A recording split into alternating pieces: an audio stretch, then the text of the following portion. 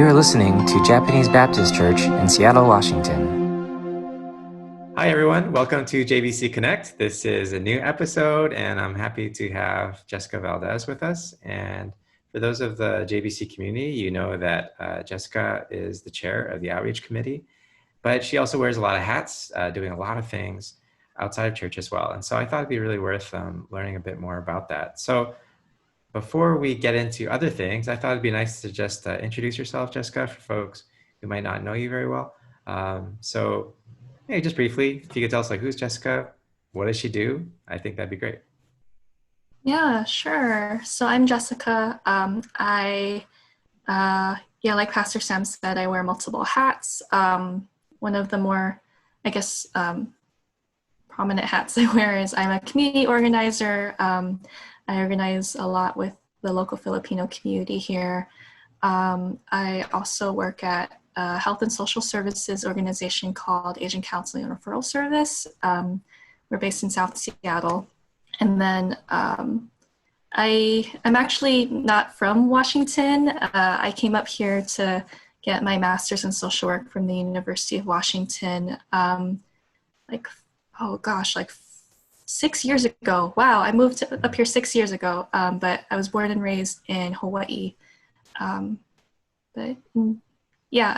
love Seattle, so I ended up staying here afterwards. Yeah, no, that's great. And, tell us a bit about Hawaii, because, I have some friends from Hawaii, and just a unique cultural experience of, growing up in such a diverse place, and, maybe how, that affected, your upbringing, and, what brought you to Seattle and such. Yeah. Growing up in Hawaii, I think maybe not the typical Asian American experience that maybe folks here on the mainland had, but because most people looked like me growing up. So I think coming to Seattle, there's kind of a rediscovery or relearning about what it meant to be Asian American and navigate a place where I'm not the majority necessarily. I think that a lot of that also kind of feeds into just why I do community organizing too with the Filipino community. Finding, I guess not just finding people who look like me or who share the same general history as me, but I guess that kind of fueled the way I found connection, or the way I ended up staying in Seattle too. I guess it's been an interesting experience, I guess. I don't know what else to say about it. Yeah. No. I mean, that's great. And then also, your background is diverse as well, right? I mean, your family's from all over. I thought it'd be interesting for some of the listeners to know a bit about that as well. Yeah. So I am part Japanese, part Filipino. My mom is full Japanese. My dad is half and half. They met while in college at University of Hawaii in Manoa. And both of their families too were military families. So they ended up traveling around a lot, being stationed in different places around the world before landing in Hawaii. On my mom's side, her paternal side of the family actually were in the cannery business in Monterey area before they were incarcerated during World War II. But eventually my mom's dad ended up meeting my grandma while stationed in Japan, and I guess fell in love and got married. But on my dad's side, his dad, who's the one who's Filipino, grew up kind of between Hawaii and the Philippines before also being stationed in Japan and meeting my grandma on my dad's side there. So very similar, I guess, somewhat similar ways of growing up, or ways of their parents meeting. So maybe that's part of the reason why my parents ended up like finding a connection too, just having that similarity. I don't know, I can't speak for them, but just a Sure. theory. Yeah. Well, no, I find this really interesting about your Japanese Filipino connection because historically, I mean, there's a lot of pain and tension between like Japan and the Philippines, and I think even about my own background, right? Being Korean, and then having lived in Japan for a number of years, and then having studied Japanese culture and Korean culture, like I feel like I'm kind of in between these two worlds, right? That Yeah. are both beautiful, have so many things, like so many rich things to share, but then have so much pain in them. Like, did you ever feel that tension? Because, like, you literally like within your own being, you hold these two cultures together in a a wonderful, beautiful way. Have you ever felt like that was something you had to negotiate growing up? Yeah, totally. I think more so now. Like growing up, I think I actually felt more connected to my Japanese side just because that's like the practice, the cultural like events and the language was more accessible, I think, for me. Like I think the only exposure I had to being Filipino was the food that sometimes my grandma would make for family gatherings. So it actually wasn't until moving to Seattle and getting involved in community organizing that I started to learn more about the Filipino side of my identity. And so I think I'm still in a place of learning how to um, like navigate being both and kind of internalizing the history that both cultures share for better or for worse. And yeah, it's taken a lot of processing. I'm thinking it's still going to take more processing to kind of feel grounded in both, but also like celebrate both and take pride in both too. But yeah, I think there's definitely been some painful history between the Japanese and Filipino sides, and so I'm basically just still learning what that means going forward. Hmm. Yeah, I think that's really great because like I feel like folks who have like what I call like living in two painful stories that are like kind of like rubbing up against each other. Sometimes, like, I feel like in America, it's kind of like choose the one story, right? You have to choose this story or that story, right? Yeah. Like choose the American story or your own like family story. And I wonder if like there is a place for folks like us who are comfortable or like have always grown up with multiple stories in our lives, like, and to realize like even if they're in tension or even in opposition to each other, you don't necessarily have to destroy one over the other. Like, Yeah. in fact, even like holding them together in that tension and that uneasiness can actually be very powerful and like redemptive. I think I feel like if more people could kind of embrace that and talk about like how you did, like I'm still figuring it out, like I'm still embracing it, and like that's a good answer, and to be okay with that. I think a lot of people in the country right now could really benefit from hearing that because Mm. I think of when I was talking to some uh, Sansei, like when they were raised by Nisei, who after the internment, like their parents told them, like, look, um, just jettison anything Japanese because it's going to get you in trouble, and they felt Yeah. like they had to be super like American, whatever that meant, but Mm. that meant just be like white American, don't be Japanese. And so I feel like there's something really powerful about trying to figure out how to, hold together difficult stories. And I think Hawaii is a beautiful place to show like that can be done. A lot of people are doing that, and so I think that's really great. Um, there's so much more I could say about that, but maybe we can move on. I would love to hear more about like what brought you into the work of social work, and what was Yeah. like your conviction or like what's your story behind that? Yeah. Social work was not my first choice, I think, or the first idea that came to mind when I was thinking about what to study or what kind of field to go into. My first inclination was actually music, Mm, uh, and so I think I was looking at programs where I could study music um, more. I actually ended up not studying music though. I ended up moving to Japan to attend Waseda University in Tokyo. And I think with the specific international student program that they had, I ended up kind of leaning more towards international business in that field. And was planning to get my bachelor's there, stay the whole 4 years, and I don't know, maybe even more than 4 years. But after my first semester finished, that's when the big tsunami hit in Fukushima in northern Japan. There was the earthquake, there's like the reactors were unstable. And so, yeah, the whole situation felt unsafe, I think. So ended up just moving back to Hawaii. I think that big natural disaster kind of like sparked an interest, though, in just learning how to support people who are holding like a lot of trauma or tragedy from things like that.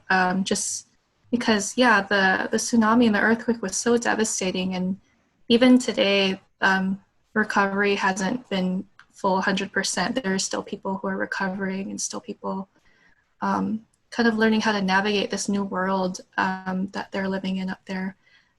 So I think I wanted to learn more about like what does it mean to support people in holding things like that.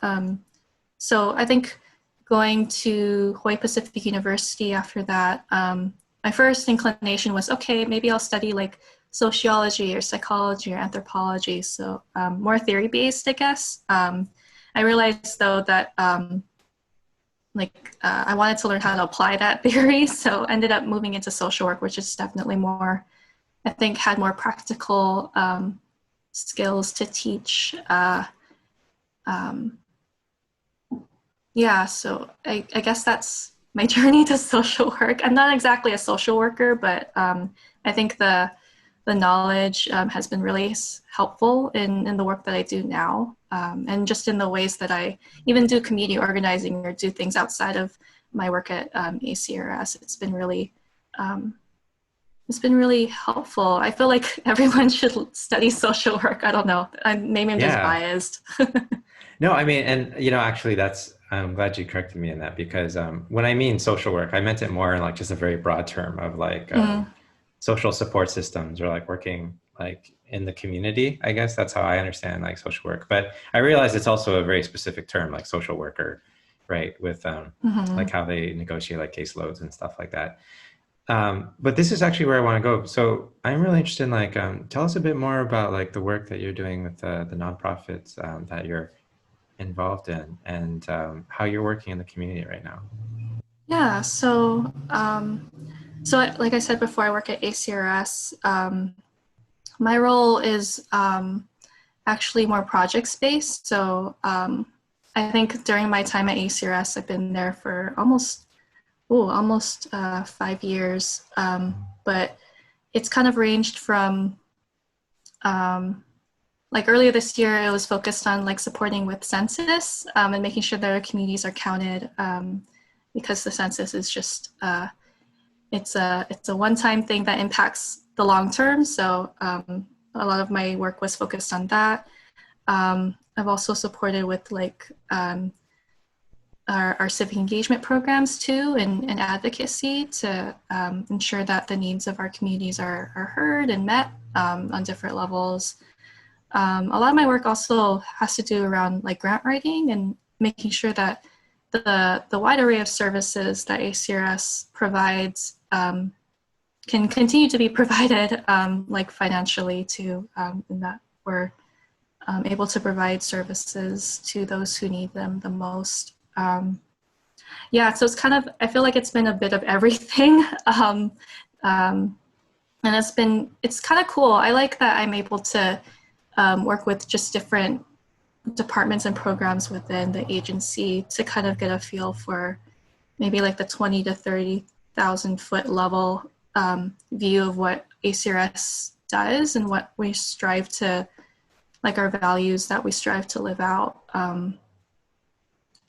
But yeah, it's kind of not your typical, I guess, role at a nonprofit agency. I'm not sure if there are other agencies who have a role like this, but Mm. it's been good so far. Yeah. So, I mean, it seems to suit your personality because you have so many like diverse talents and like you're interested in many different things. So, like, this kind of role really requires someone who can draw from a lot of different worlds and like kind of bring them all together. So, that makes sense that you're in such a role.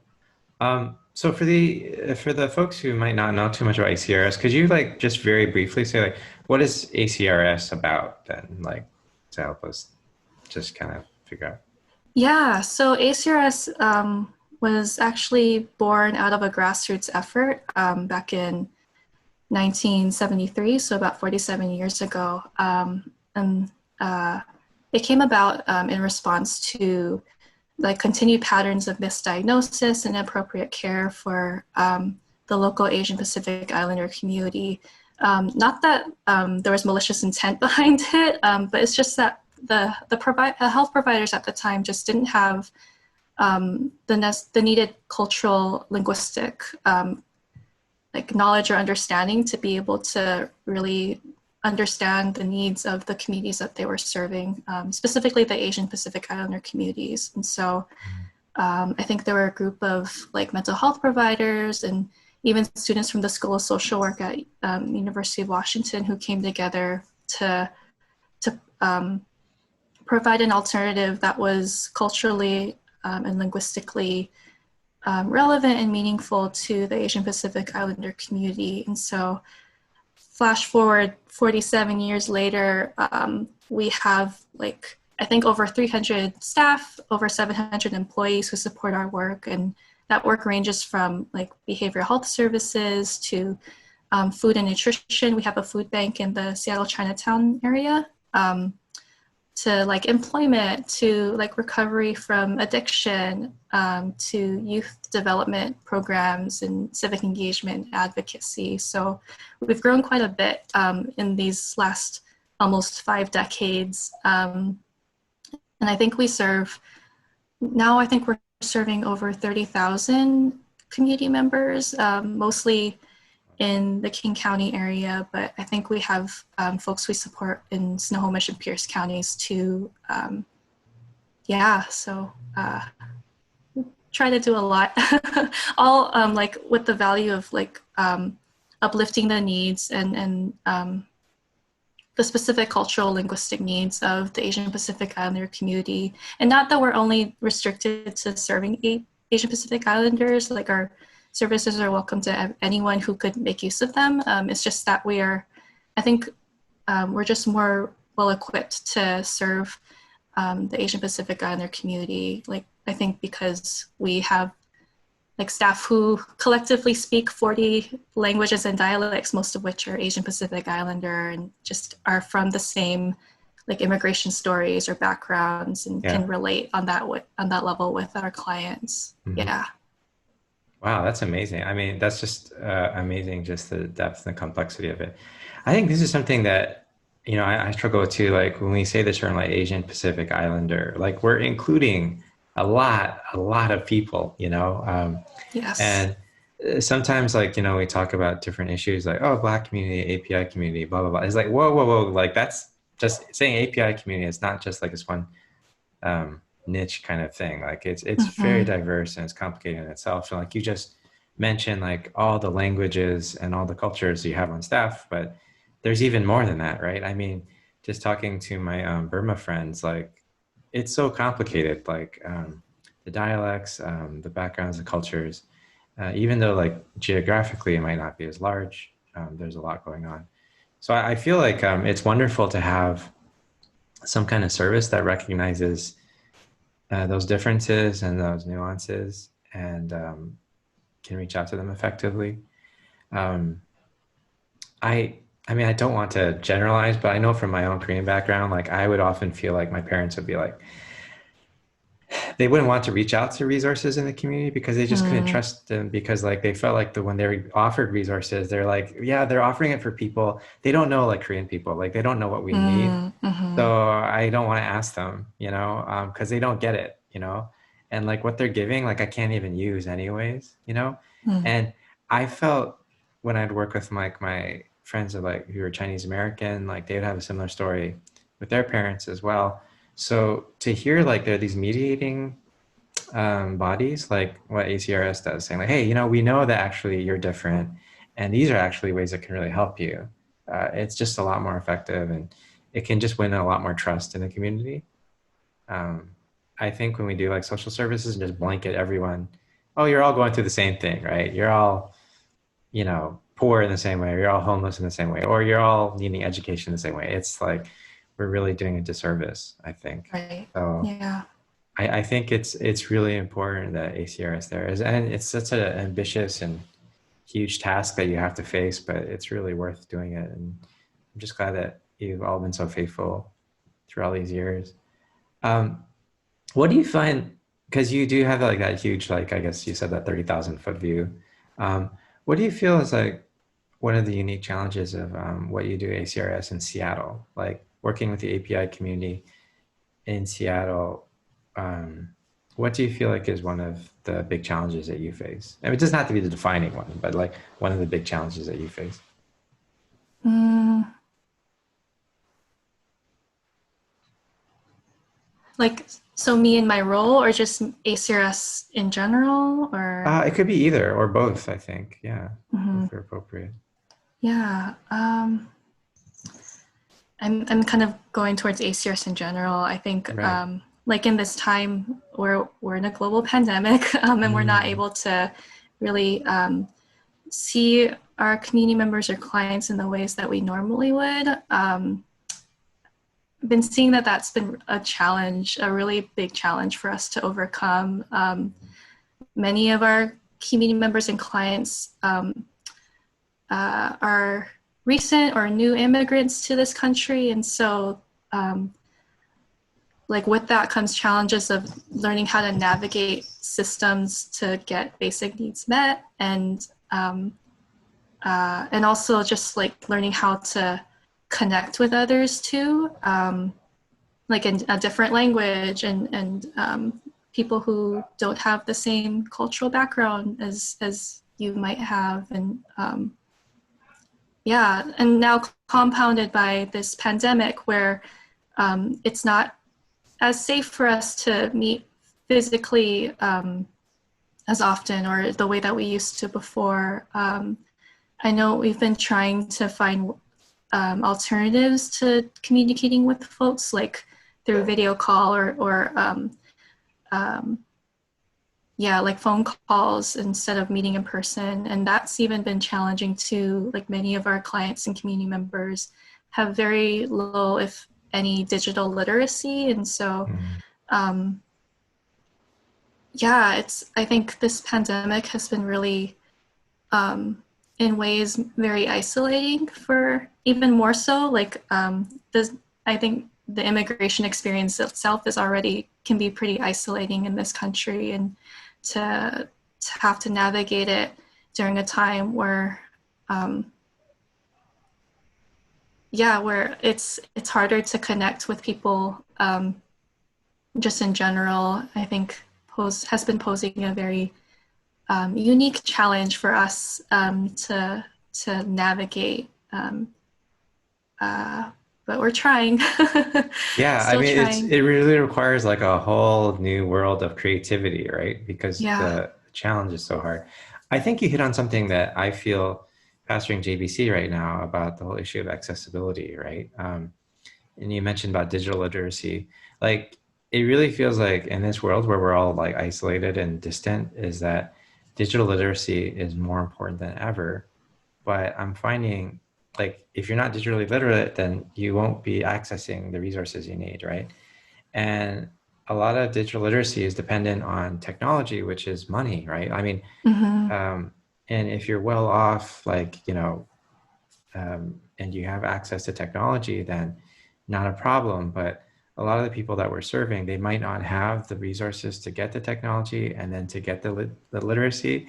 And so it's like, I think this is a real challenging time. Like, I think people who have resources need to think long and hard about like, what are the things that we're taking for granted? Like how we can, like, you know, we're doing a Zoom call right now for this interview. Some people can't do that. And so how do we make sure that people have access to the resources they need? Because the resources, like, I feel like there's some resources out there that are sitting there for people, but they just don't know how to connected to it or get in touch with it. And that's just a really painful thing. And I feel like that's something that, you know, nonprofits like ACRS and like even JBC, like, we really have to think long and hard about and get creative.